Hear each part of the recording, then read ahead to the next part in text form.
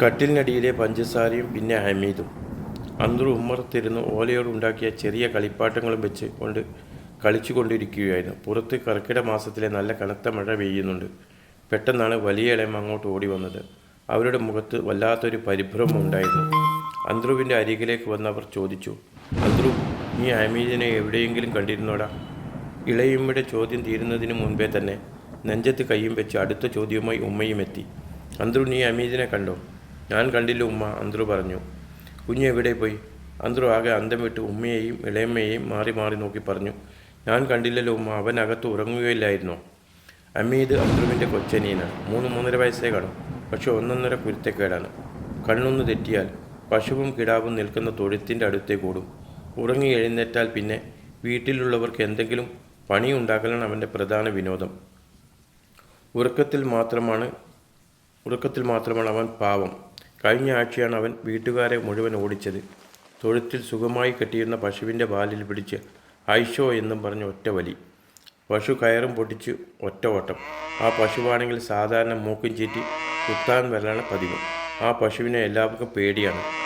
പാത്രം കഴുകിക്കൊണ്ടിരുന്ന ഉമ്മയും ഇളയമ്മയും ശബ്ദം കേട്ട് പശുവിൻ്റെ പിറകെ പാത്രവും തവിയുമായി ഒറ്റ ഓട്ടമായിരുന്നു. ചെറിയ ഇളയമ്മ ഓടി വന്ന് കുഞ്ഞിനെ എടുത്തു. ഒടുവിൽ പശുവിനെ അയൽക്കാരൻ കോരൻ കഷ്ടപ്പെട്ട് പിടിച്ചു കെട്ടിയത്. അന്ന് തൊട്ട് ഹമീദിൻ്റെ കാര്യത്തിൽ വീട്ടുകാർ എപ്പോഴും കണ്ണിലെണ്ണ ഒഴിച്ച് ജാഗരൂകരായിരുന്നു പതിവ്. വീടിന് പുറത്ത് മുഴുവൻ കണ്ണെത്താത്ത ദൂരത്തോളം കിടക്കുന്ന വലിയ വയലാണ്. വയലിൽ നല്ല ആഴത്തിൽ വെള്ളമുണ്ട്. പറമ്പിലെ കിണറ്റിലും വെള്ളം വക്കോളം എത്തി നിൽക്കുകയാണ്. ഉമ്മയുടെ ഉള്ളിൽ തീ ആളിപ്പടർന്നു. അവർ പരിഭ്രമത്തോടെ ഉറക്കെ കരഞ്ഞു പറഞ്ഞു, "പടച്ചോനെ, എൻ്റെ മോൻ എവിടെ പോയി? ആരെങ്കിലും നോക്കിയേ, കിണറ്റിലും പാടത്തുമൊക്കെ വെള്ളം നിറഞ്ഞു കിടക്കുകയല്ലേ." അതോടെ വീട്ടിൽ യുദ്ധകാലാടിസ്ഥാനത്തിൽ തിരച്ചിൽ തുടങ്ങി. വീടിൻ്റെ ഉള്ളിലും മുക്കിലും മൂലയിലും തൂക്കിയിട്ട വലിയ പായകൾ ഓരോന്നായി എടുത്തു മാറ്റിയും വീടിൻ്റെ മുകളിൽ കയറി നോക്കിയും പുറത്തും അങ്ങനെ സംശയമുള്ള എല്ലാ സ്ഥലത്തും തിരഞ്ഞ് ഒടുവിൽ അത് വലിയ കരച്ചിലിൻ്റെയും ബാളത്തിൻ്റെയും വക്കിലെത്തി. പിന്നീട് തിരച്ചിൽ മുറ്റത്തേക്കും കിണറ്റും കരയിലേക്കും പാടത്തേക്കും നീണ്ടു. ബഹളം കേട്ട് അയൽപക്കത്തെ മാണിക്കയും കുമ്പിയും ഓടിക്കിതച്ചു വന്നു. പിന്നെ പറയണ്ടല്ലോ, "എൻ്റെ ഉടയോനെ, ഈ കിടാവ് എവിടെ പോയി?" എന്ന് പറഞ്ഞ് അവർ കൈയും തലയിലടിച്ച് ഒച്ച വെച്ച് നിലവിളിക്കാൻ തുടങ്ങി. നാട്ടുകാരെ കൂട്ടാൻ അതോടെ വേറെയൊന്നും വേണ്ട വന്നില്ല. കുമ്പിയും മാണിക്കയുടെയും ഒച്ചകെട്ട് ആളുകളുടെ ഒരു പൂരം തന്നെയായിരുന്നു. പിന്നീട് അങ്ങോട്ട് വഴിയെ പോയ പാറു വന്നു. സാറും അമ്മയും പാത്തുവമ്മയും ഓടിയെത്തി. തൊട്ടിയിലെ രാമനും കോരനും വരെ മിനിറ്റുകൾക്കകം അവിടെ എത്തി. അമ്പു മുണ്ട് മടക്കി കുത്തി ആ വലിയ മഴയത്ത് വയലിലെ വെള്ളത്തിലിറങ്ങി തപ്പാൻ തുടങ്ങി. അപ്പോഴാണ് മാണിക്കയുടെ ആ ചോദ്യം, "നേത്യാരെ, ഇത് എപ്പം കുഞ്ഞിനെ കാണാതായത്?" അപ്പോഴേക്കും കാര്യത്തിൻ്റെ ഗൗരവം കൂട്ടാനായി പാറു അങ്ങോട്ട് വന്ന് പറഞ്ഞു, "അല്ല മാണിക്ക്, ആ കുട്ടിയെ കാണാതായിട്ട് കുറേ നേരമായി എന്ന് തോന്നുന്നു. ഞാൻ കുറച്ചു മുൻപ് പുറത്തുനിന്നും ഒരു കുട്ടി കളിക്കുന്നത് കണ്ടിരുന്നു. അത് ഹമീദ് തന്നെയാവാൻ വഴി."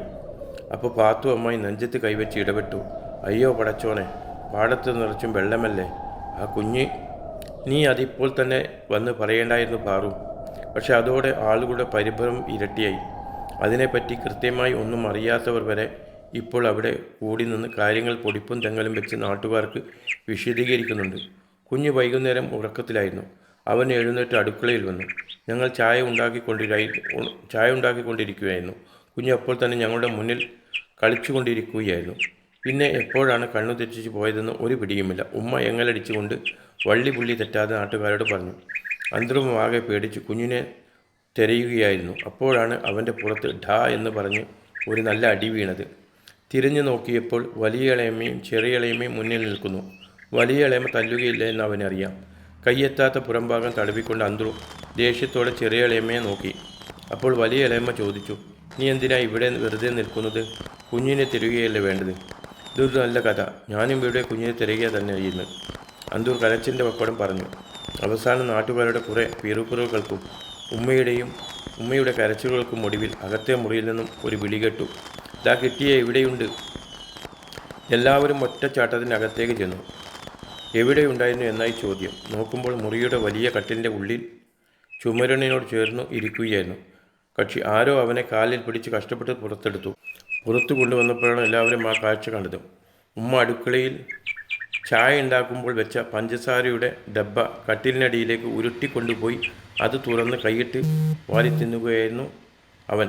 മുഖത്തും മൂക്കത്തുമെല്ലാം പഞ്ചസാരകൾ ഒട്ടിപ്പിടിച്ചിരിപ്പുണ്ട്. നാട്ടുകാർ മുഴുവനും കരയുകയും കിണറ്റിൽ നോക്കുകയും ചെയ്യുമ്പോൾ അവൻ യാതൊരു ഭയവുമില്ലാതെ പഞ്ചസാര തിന്നുന്ന തിരക്കിലായിരുന്നു. ദേഷ്യവും ആശ്വാസവും മൂത്ത ഉമ്മ അവൻ്റെ പുറത്ത് ചെറുതായിട്ടൊന്ന് തല്ലി. ഉമ്മാമ്മ നെഞ്ചത്ത് കൈവച്ച് പറഞ്ഞു, മനുഷ്യനെ തീറ്റിച്ചില്ലടോ നീ. അന്ത്രു അപ്പോൾ അതല്ല ചിന്തിച്ചത്. നാട്ടുകാർ മുഴുവൻ കൂടി ഇത്രയും ബഹളവും കരച്ചിലും ഉണ്ടാക്കിയിട്ടും കിണറ്റിൽ വരെ ആളുകൾ നോക്കിയിട്ടും ഇവൻ എന്താണ് പുറത്തേക്ക് വരാതിരുന്നത്? വിളി കേൾക്കാത്ത മട്ടിൽ അവിടെ തന്നെ ഇരുന്നതെന്താണ്? പഞ്ചസാരയോടുള്ള അവൻ്റെ ഭ്രമം അത്ര വലുതായിരുന്നോ? ഉമ്മാമ ചെറിയ ഇളയമ്മയെ നോക്കി പറഞ്ഞു, വീട് മുഴുവൻ തിരിഞ്ഞു എന്ന് പറഞ്ഞിട്ട് കുഞ്ഞകത്തു തന്നെ ഉണ്ടല്ലോ. അപ്പോൾ ചെറിയ ഇളയമ്മ കൈമലർത്തി, ആ മുറി മുഴുവനും ഞാൻ നോക്കിയതാ ഉമ്മാമ. അപ്പോൾ ഹമീദ് അവിടെ ഇല്ലായിരുന്നു. വലിയ ഇളയമ്മ കളിയാക്കി പറഞ്ഞു, നീ കട്ടിലിനടിയിലേക്ക് നോക്കാൻ മറന്നു കാണും. അതാ അവൻ അവിടെ സുഖമായി ഇരുന്നത്. വലിയ ഇളയമ്മ കുട്ടിയെ നോക്കി വീണ്ടും പറഞ്ഞു, ഇവനെ കൊണ്ട് ഞങ്ങൾ തോറ്റു. കുമ്പ ആശ്വാസത്തോടെ പറഞ്ഞു, ഒളിയാൻ കാത്തു, അല്ലാതെ എന്ത് പറയാൻ. പതുക്കെ കാര്യം കഴിഞ്ഞതോടെ നാട്ടുകാരെല്ലാം ഓരോരുത്തരായി പിരിയാൻ തുടങ്ങി. പക്ഷെ അപ്പോഴേക്കും അന്നത്തെ ചായയും കടിയുമൊക്കെ പോയി കിട്ടിയിരുന്നു. കാരണം അടുപ്പിലെ തീ പണ്ടേ കെട്ടുപോയിരുന്നു. മഴക്കാലമായതുകൊണ്ട് ഓലയും വിറകുമൊക്കെ നനവായിരുന്നു. ഇനി അതൊക്കെ ഊതി കത്തിക്കാൻ വലിയ പാടാണ്. എല്ലാവരും പോയ ശേഷം അന്ത്രു ഹമീദിൻ്റെ കയ്യും പിടിച്ച് ഉമ്മറത്തെ തിണ്ണയിൽ ഇരിക്കുകയായിരുന്നു. അവൻ ഹമീദിനെ കണ്ണുരുട്ട് നോക്കിക്കൊണ്ട് പറഞ്ഞു, നിന്നെക്കൊണ്ട് ഇന്നത്തെ ചായയും അരി വറുത്തതും പോയി കിട്ടി. ഇനി രാത്രിയാവാതെ ഒന്നും കിട്ടാൻ പോകുന്നില്ല. ഇത് കേട്ട് ഹമീദ് ഒന്നും അറിയാത്തതുപോലെ അന്ത്രുവിനെ നോക്കി അണ്ണാക്കിലെ പല്ല് മുഴുവൻ കാണിച്ച് ഒറ്റച്ചിരി. അവൻ്റെ ആ ചുണ്ടിൽ ഇപ്പോഴും ആ പഞ്ചസാര തരികൾ ബാക്കിയുണ്ടായിരുന്നു. അന്ത്രു അവൻ്റെ തലയിൽ ചെറുതായി ഒന്ന് കൊട്ടിക്കൊണ്ട് പറഞ്ഞു, നീ ചിരിക്ക്. നാട്ടുകാരെയും മുഴുവൻ കരയിച്ചിട്ട്. അവൻ്റെ ഒരു ചിരി. പക്ഷേ ഹമീദിൻ്റെ ആ കുറുമ്പ് നിറഞ്ഞ ആ ചിരി കണ്ടപ്പോൾ അന്ത്രുവിൻ്റെ മനസ്സിലെ ദേഷ്യവും പമ്പ കണ്ടു. അവൻ അനിയനെ ചേർത്ത് പിടിച്ചു. ശുഭം.